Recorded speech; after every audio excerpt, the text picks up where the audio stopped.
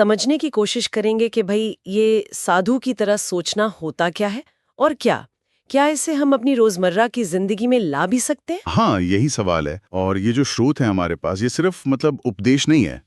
इनमें कुछ ठोस तरीके बताए गए हैं। अच्छा। हाँ, कि कैसे मन को शांत रखा जाए, फोकस कैसे बढ़ाया जाए, जैसे साधु करते हैं।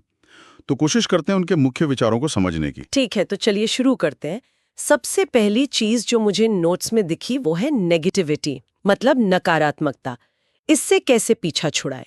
स्रोत कहते हैं साधु इसे अपने दिमाग से निकालते हैं। कुछ तरीके भी हैं, जैसे रोज कुछ देर चुप रहना मौन में, और ये कि दूसरे क्या सोचते हैं उससे खुद को ना आंकना, और हाँ, अपने आसपास पॉजिटिव लोग रखना। हाँ, ये बात बहुत गहरी है। मतलब ये बाहरी दुनिया का जो शोर है ना, उससे हटकर अपनी अंदरूनी शांति ढूंढने का तरीका ये। बिल्कुल। और दूसरों के जजमेंट, मतलब वो जो राय बनाते हैं हमारे बारे में, हाँ हाँ। उससे खुद को परिभाषित ना करना, ये बहुत बड़ा कदम है। हाँ, रोज की शांति, मौन, ये इसमें मदद करते हैं। सही कहा।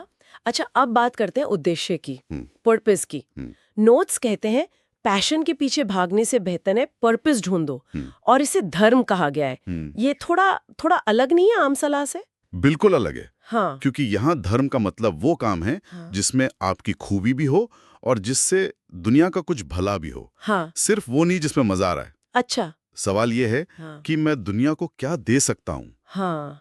ये सोच पैशन से ज्यादा टिकाऊ है। टिकाऊ, मैं क्या दे सकता हूँ, हम्म, ये वाकई सोचने वाली बात है। हम्म, आजकल तो ध्यान इतना भटकता है, फोन है, सोशल मीडिया है। हाँ, ये तो है। हमारे नोट्स तो इन्हें साधु वाली सोच का दुश्मन मानते हैं। इनसे बचने के लिए कुछ बताया है क्या? हाँ, बताया है।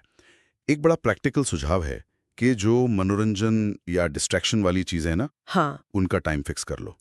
मतलब उन्हें शेड्यूल करो ताकि वो पूरे दिन पर हावी ना हो। और सुबह की एक अच्छी रूटीन बनाने पर जोर है, जैसे मेडिटेशन करना या कुछ लिखना, जर्नलिंग जिसे कहते हैं। अच्छा, रूटीन यानी नियंत्रण वापस अपने हाथ में लेना। बिल्कुल, यही बात है। नियंत्रण की बात आई तो डर और शक, इनका क्या, इनसे कैसे निपटे? नोट्स कहते हैं डर का सामना करो, भागो मत, पर कैसे? ये सुनने में आसान लगता है। हाँ, सुनने में तो लगता है, लेकिन तरीका भी बताया है। मेडिटेशन यानी ध्यान, इसे आत्म जागरूकता बढ़ाने का सबसे बड़ा टूल माना गया है। ध्यान? हाँ, एक जगह तो दिमाग की ट्रेनिंग की तुलना जिम जाने से की है। जैसे वजन उठाते हैं ना, हाँ। वैसे ही ध्यान से मन को ट्रेन करना है, ताकि डर हम पर हावी ना हो। डर उठे तो उसे बस देखो, महसूस करो, रिएक्ट मत करो। धीरे धीरे उसका असर कम होता है। मतलब उसे जानना, पहचानना। हाँ, जागरूकता। और फिर आखिर में सेवा भाव की बात। स्रोत कहते हैं कि साधु वाली सोच का मतलब है दुनिया के लिए कुछ करना, और ये भी कि जब हम दूसरों की मदद करते हैं तो हमारा अपना दुख कम हो जाता है। ये कैसे होता है? यस, ये शायद सबसे महत्वपूर्ण बात है। सेवा भाव हमें अपने मैं से बाहर निकालता है, अपनी छोटी मोटी चिंताओं से ऊपर उठाता है। अच्छा। हाँ, जब हम किसी और के लिए कुछ करते हैं ना, तो अपनी परेशानियां उतनी बड़ी नहीं लगती। हम एक बड़े मकसद से जुड़ जाते हैं।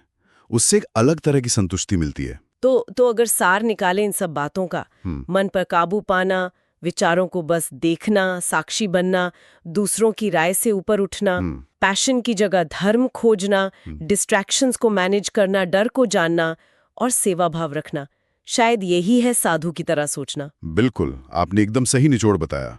और सबसे जरूरी बात जो ये सारे स्रोत कहते हैं वो ये कि ये कोई रॉकेट साइंस नहीं है। हाँ। ये रोज की प्रैक्टिस है, रोजमर्रा की जिंदगी में अपनाने वाली आदतें हैं। दिमागी शांति और उद्देश्य, ये सिर्फ साधुओं के लिए नहीं है, हम सबके लिए मुमकिन है। हम सबके लिए मुमकिन है।